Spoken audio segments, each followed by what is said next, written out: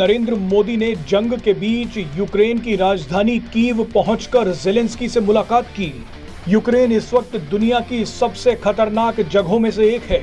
PM Modi सबसे खतरनाक war zone में घुसे हैं।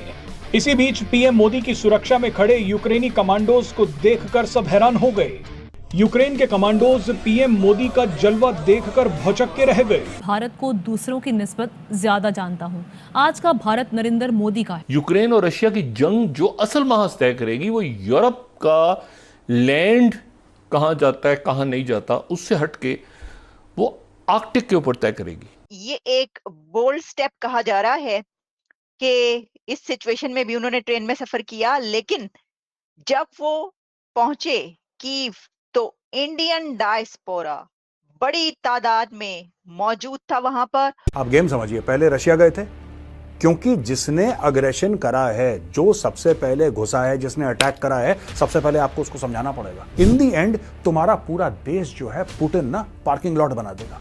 एक मैं जो मिसाल दूं, डेली बेस पे जो आपके बकरा मंडी चलती है सियासी, जो सारा दिन शाम को बैठते हैं लोग और जो बातें करते हैं सियासी इमेच्योरिटी की, एक सूबा दूसरे पे हमले की तैयारियां कर रहा है, कोई कहता है किसी के बाप की हिम्मत है तो रोक ले। और वहां पर इंडियन डायस्पोरा चांटिंग भारत माता की जय और मोदी मोदी मोदी। पाकिस्तानियों, ये क्या हो गया? आप क्या सोच रहे हैं इस बारे में? इंडियन डिप्लोमेसी ये कहती है कि we do not work in either or, मतलब ये नहीं है कि हम इससे ताल्लुक और इससे ताल्लुक है, नहीं, हम ऐसे नहीं करते।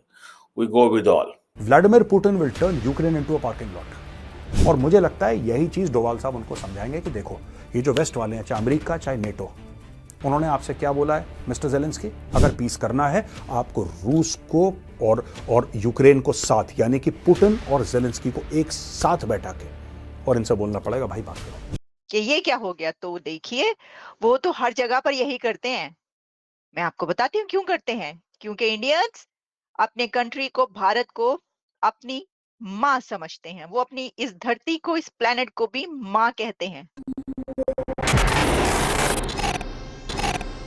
जय हिंद दोस्तों। तो दोस्तों, आखिरकार पीएम मोदी जी यूक्रेन पहुंच चुके हैं। इसी बीच उन्होंने यूक्रेनी राष्ट्रपति व्लादिमीर जेलेंस्की से बात की और उन्हें गले लगाया। मोदी जी से गले लगते समय यूक्रेनी राष्ट्रपति काफी भावुक नजर आए। दोस्तों, मोदी जी पोलैंड से ट्रेन के द्वारा यूक्रेन पहुंची हैं और इस समय रशिया यूक्रेन वॉर की वजह से यूक्रेन पूरी दुनिया में सबसे बड़ा युद्धग्रस्त क्षेत्र है। दोस्तों, अब तक यूक्रेन और रशिया के बीच युद्ध शुरू हुए 2 वर्ष से ज्यादा का समय हो चुका है, लेकिन अब भी दोनों देशों के बीच जंग नहीं थमी है और लगातार एक दूसरे पर दोनों देश आक्रमण कर रहे हैं। इस पूरी जंग में सबसे बड़ा खामियाजा यूक्रेन को भुगतना पड़ा है और यूक्रेन इस जंग में लगभग पूरी तरह खत्म हो चुका है। इस जंग में हजारों लोगों की जान जा चुकी है और इसीलिए यूक्रेन सहित पूरी दुनिया चाहती है कि रूस और यूक्रेन के बीच शांति समझौता स्थापित हो और ये जंग थमे। मोदी जी की इस यात्रा को लेकर अमेरिका, चीन, रूस सहित पूरी पश्चिमी देशों का ध्यान इस समय मोदी जी की इस विजिट पर है, क्योंकि मोदी जी की ये यात्रा रूस और यूक्रेन दोनों देशों के बीच शांति समझौते पर केंद्रित है और कयास लगाए जा रहे हैं कि मोदी जी दोनों देशों के बीच शांति समझौता करवा सकते हैं।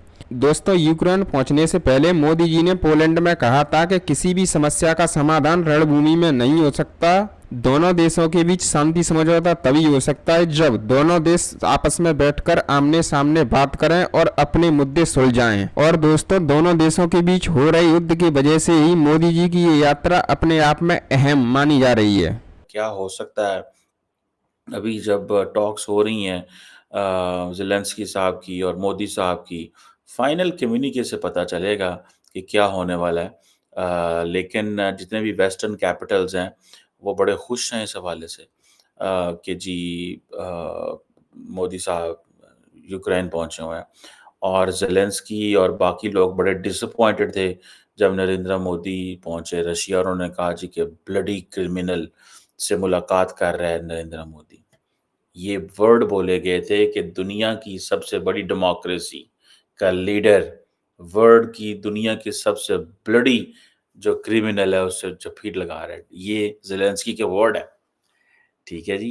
अच्छा, वैसे अगर इसको थोड़ा डाइसेक्ट किया जाए कि ज़ेलेंस्की का ये कहना कि वर्ल्ड्स लार्जेस्ट डेमोक्रेसी, ठीक है, मिल रही है जो वर्ल्ड लार्जेस्ट डेमोक्रेसी का जो लीडर है वो हक कर रहा है, दुनिया के सबसे बड़े ब्लडी क्रिमिनल से हक कर रहा है, and there was no response from India. ये कोई आसान बात नहीं थी, ठीक है। वो ज़ेलेंस्की जिसको पूरे के पूरे वेस्ट की सपोर्ट हासिल हो, ठीक है जी। सो इंडिया ये समझता है कि कोई बात नहीं है, this is not a moment to respond to Zelensky. Zelensky को रिस्पॉन्ड करने का ये मोमेंट नहीं है। अगर हमने ज़ेलेंस्की को रिस्पॉन्ड कर दिया तो ज़ेलेंस्की का कद काठ थोड़ा और बड़ा हो जाएगा। सो इंडिया ने उस पर कोई रिस्पॉन्स नहीं किया, लेकिन ये बात तो माननी पड़ेगी, तो it's a tight diplomatic rope. India पूरी कोशिश करेगा अपने ताल्लुकात को बैलेंस करने की। और ये जो इंडिया की मशहूर नॉन अलाइनमेंट अप्रोच है जियोपॉलिटिक्स में, अभी तक तो इंडिया को इसने बहुत फ़ायदे दिए हैं। मैं आई विश कि पाकिस्तान नॉन अलाइंड रहता, तो आज हम भी ना लड़ रहे होते, ना झगड़ रहे होते, ना कुछ कर रहे होते। मैं एक इंडिया की इस बात को लिंक करूँगा एक अमेरिकन पॉलिटिक्स के साथ भी, और एक इंडिविजुअल को भी फिट आती है। वो कैसे? कि जब भी आप ज़िंदगी में एक नई मंज़िल स्टार्ट करते हैं, इंडिया और पाकिस्तान ने 1947 में अपनी नई मंज़िलों का आगाज़ किया। पाकिस्तान शुरू में ही जंगों में पड़ गया, 48, 65, 71, cold war, Afghanistan war, Kargil war, war and terror, मतलब जंगें ही तो हैं। अब तो पाकिस्तान में कई लोग तंज़ करते हैं पाकिस्तान की हुकूमत के ऊपर कि एक जंग का सवाल है बाबा, एक जंग। मतलब ये कि अगर एक जंग करेंगे तो पाकिस्तान के हालात दोबारा बेहतर हो जाएँगे, कोई ऐसा मसला नहीं है। लेकिन उसमें जानी, माली नुकसान और सारा कुछ होता है। लेकिन इंडिया ने क्या किया? इंडिया ने किसी जंग का हिस्सा नहीं बना, नॉन अलाइन्ड अप्रोच रही। अपने आप को उसने मशहूर क माता, इसलिए वो कहते हैं भारत माता की जय। आप इसको गलत उसमें या ऐसे मत लिया करें। आप भी कह सकते हैं। अगर आप अपनी ज़मीन को, अपनी कंट्री को अपनी माँ समझते हैं, तो आप कह सकते हैं, लेकिन ऐसा रिवाज नहीं है वहाँ पर।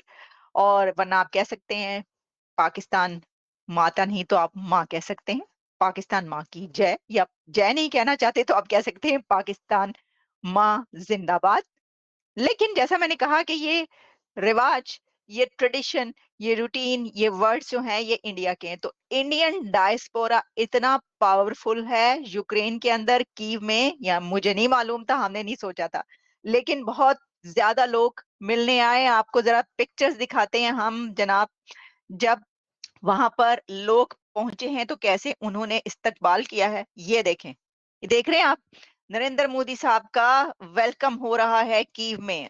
इंडियन डायस्पोरा ने उनको हाथों हाथ लिया है मोदी साहब को, और फुल टाइम उनको जो है वो मोदी मोदी के नारे लगते रहे हैं और इंडिया के नारे लगते रहे हैं वहां पर।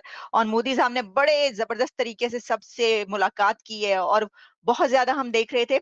मैंने देखा कि वो बहुत उससे कर रहे थे, यानी हर एक से खुद से झुक झुक के हाथ मिला रहे हैं। और फिर अगर कोई खुद से भी हाथ जोड़ा तो वो आगे करके हग मतलब कर रहे थे, हग भी कर रहे थे और हैंडशेक भी कर रहे थे खुद से। तो ये आप देख रहे हैं, ये कैसे लाइन में खड़े हैं। इन सब ने जनाब जो नारे लगाए हैं वहां पर इंडिया के और अपने प्राइम मिनिस्टर के, कि मैं आपको क्या ही बताऊं। अब देखिए, जब हम ये बात कर रहे हैं ना, मैं आपको ये तस्वीरें दिखा रही हूँ। ये मोदी साहब जो वहां पे पहुंचे हैं, ये देख रहे हैं ना आप, क्या हालात और वाकयात वहां पे हो रहे हैं। इतना जोश पाया जाता था वहां पर। और देखिए, ये एक तो इसमें ये बात है कि ये जो विजिट है ये बहुत सिग्निफिकेंट विजिट है। कहा जा रहा है कि Modi as a peace maker